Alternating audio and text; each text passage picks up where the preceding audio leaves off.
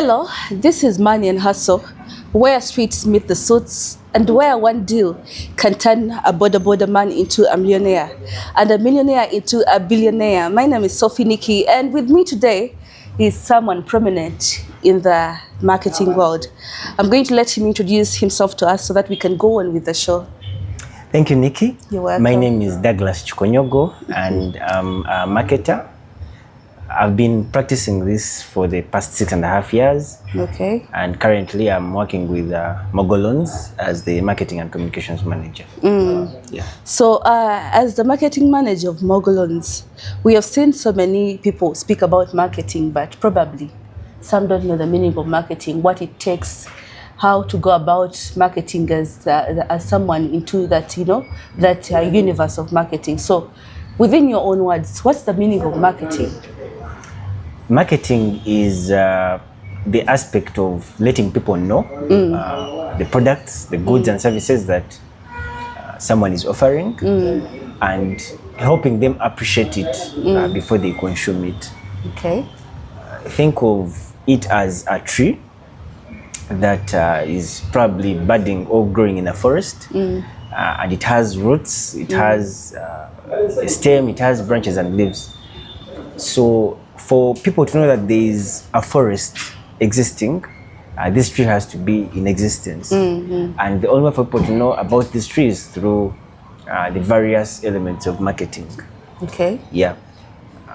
We usually are told of something called the 7 Ps. That includes the price, the product, the place.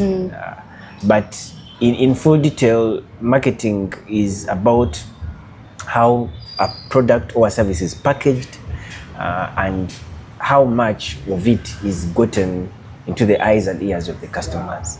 Okay. Yeah. And when we talk about marketing, I've been seeing so many people, not one, not two, not three. I've been seeing them confusing marketing and sales. Yeah. So what is the difference between someone who does marketing and someone in sales? True. Actually, some people go even beyond just the confusion and they try to conflict them. Okay. They try to make marketing a rival of sales, while others try to merge them and term it as marketing and sales, but they are actually independent of each other. So the key difference is that marketing does more of awareness, Okay. while sales closes the customer's needs. Let me paint a picture clearer. For a fisherman who is at sea trying to look for fish, when they cast the net, that's marketing. Okay. And whatever they put in the net, it's more of outputting. exactly. Okay. Whatever they put in the net, be it some baits or attaching some bit of worms for the fish to be attracted, that's marketing. Now, when the fish eventually comes and is caught, now that's the sales. Okay. Yes. So marketing is more of you put yourself out there. Yeah, and then you target sales, a wider audience, more like what we call mass broadcasting. And then sales targets the individual, their customer, whatever they need, and making sure that they achieve whatever they need. You've actually gotten that person's attention and they are getting into what you're telling them. Exactly. That is sales. Yeah. Wow. So what do you think about the challenges that people face in marketing? Because I've seen some people or some companies having marketing for the first two years actually, and then after those years you hear we don't have any marketing office in our company or our anything that is dealing in business, and because of the challenges they face. So what are those challenges you think that companies are facing? One can be there and they think they're the only company facing such challenges, and they end up being frustrated, and that way they close the office of the marketing. So what are some of the challenges and the difficulties you faced in your office as a marketing manager? There are various challenges, and it's not just in my office. It always cuts across. I've been fortunate enough to work for a marketing agency. Usually marketing agencies work on behalf of clients. where they do the marketing on behalf of big companies, probably multinationals, to help them close those gaps that they might have. And then I've also been privileged to work on the side of the actual companies, probably usually in the agency world it's called clients, and these companies contract these agencies to do that marketing for them. Okay. But it's always the same challenges, because for starters, most companies mistake marketing to be sales, like we've just discussed. So they have that mindset that when they invest in marketing, they will close sales immediately. Whereas taking it back to the element of the tree, marketing is more like you're planting a tree. You have to give it time to grow. And it doesn't grow in just a day, not in a month. Yes. It takes time. Takes some good time. Secondly, whenever you invest in marketing, don't just invest for the sake of getting the output. Imagine that you're planting a tree that will grow on to build a forest, or create an environment that enables other trees to grow. Now, most companies ignore this. All they want is, I've invested in my 10 million, and at least after like a month, at least I need to first get back the 10 million and then probably make the profits. So some of these are a little not practical, and it takes time for managements to understand the practicality of this. But I think the biggest problem is mistaking competition to be an element that you either kill or you let go. Because in most of the environments we operate in, especially here in Uganda, it's healthy for companies to compete against each other. And this is the way you can determine that a company's marketing team is actually functional, because they have to be creative, they have to stand out in the eyes of the customer. Now, this differs because some companies just tend to ignore that, and they say, let's let the competitor bypass us. Probably they are comfortable in being second placed, and letting go of any elements of marketing and creativity that might help them compete. So some of these are the challenges that usually crop up when it comes to marketing. And obviously they have some contributing factors. It could be the budgets that are limited, probably the company needs to keep in check, or it could be that probably the company is not even interested in having that gap between the product being on the market and customers appreciating it. They want to put it on the market today, and tomorrow customers are buying it, which doesn't happen on the snap. Exactly. So you have spoken about companies thinking that they're the only people facing such issues, and this drives me to, how do you go about certain things? For example, you work with Mogo. Mogo is it's a financial assisting agency. Is it? It's an asset financing company. Yes. And you deal with different things: border financing, car logbook financing, and so on. And then we have seen other companies doing the same thing. We have seen Watu. Is it called Watu? Watu Credit. Yes, and other companies doing the same thing. So as a marketing manager, how do you go about this to outstand these other companies before the audience? First of all, you need to know what the customer wants, because it is based on that you are able to differentiate yourself from the competition. If the customer wants a flexible payment mode, and the competitor doesn't have that, then create it for them, and the customer will be able to differentiate you from the other competitor.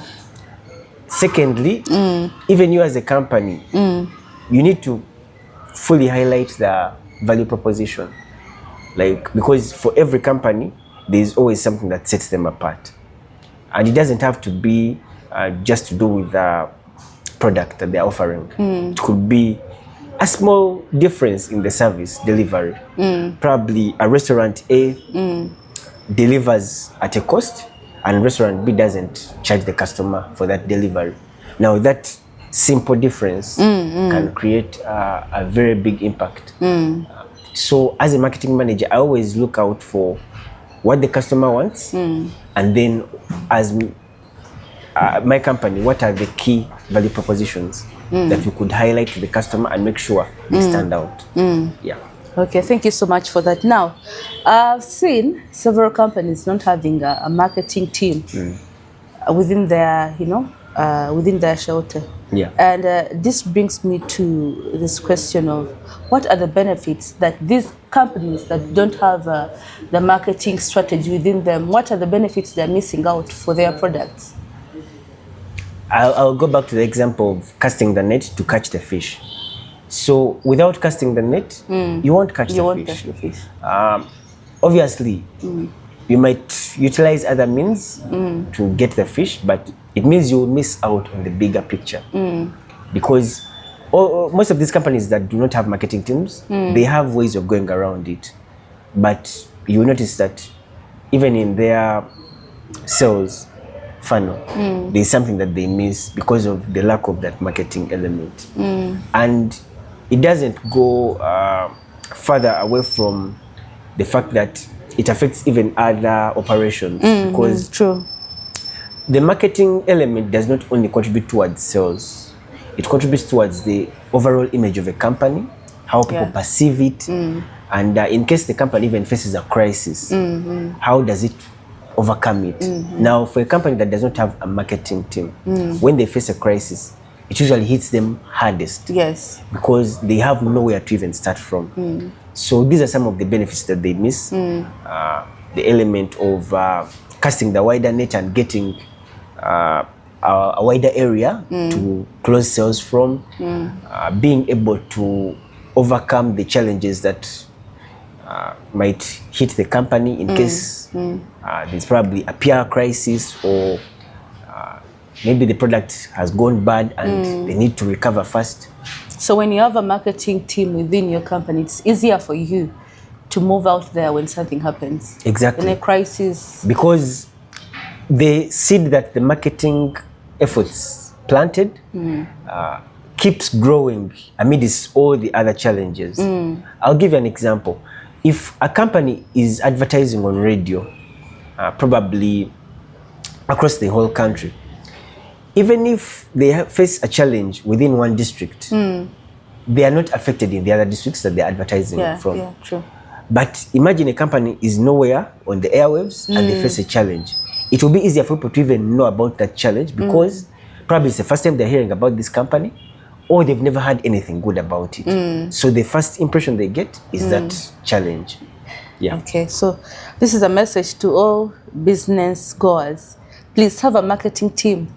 It will help you, and he's going to give us some tips for you who has a marketing team but you're not finding things go the way you planned them. I want you to help and give out some tips that I've managed to help you, outstand as Mogul.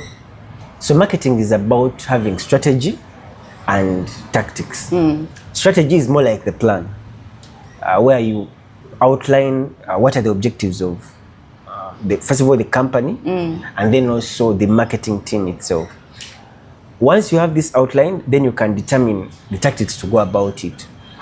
Usually people tend to over trivialize it, but to break it down, we have what we call branding and then advertising.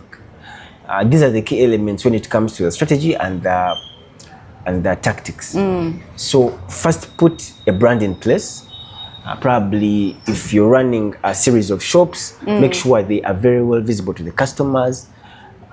If it requires printing out t-shirts, doing some bit of flyers, have them in place and easily distributed across wherever your customers are based. And then go ahead to advertise. Now, advertising is the tactics. It kind of like adds fuel into the fire. The customers already know you, but they need to know more about you.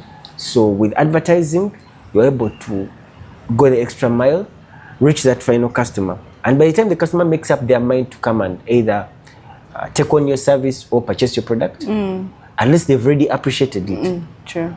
Unlike when there's completely nothing done, the customer is getting to know about your product for the first time, they won't buy it with conviction. And in most cases, they won't have a very good experience. Yeah.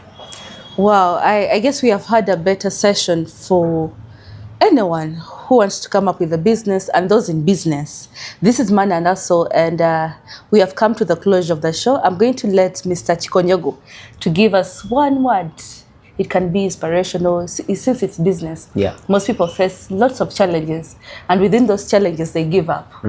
Like you've said, a company wants to hire a marketing team, and within 2 weeks or a month, they want to purchase back the money that they put in their business, and which is something so tricky.